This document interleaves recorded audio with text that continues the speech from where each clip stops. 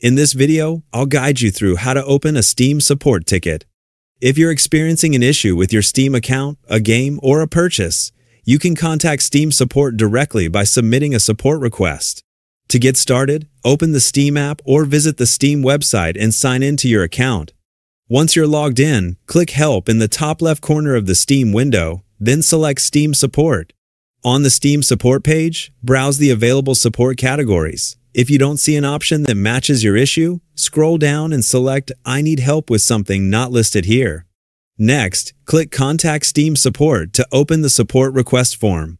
You'll be asked to describe your issue. Enter a clear and detailed explanation of the problem, including any information that may help the support team understand what's happening. Once you've finished, review your message to make sure everything is accurate, then click Send to submit your support ticket.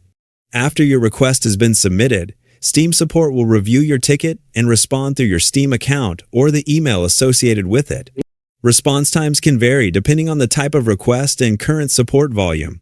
And that's all there is to it. You've successfully submitted a Steam support ticket and can now wait for a response from the Steam support team.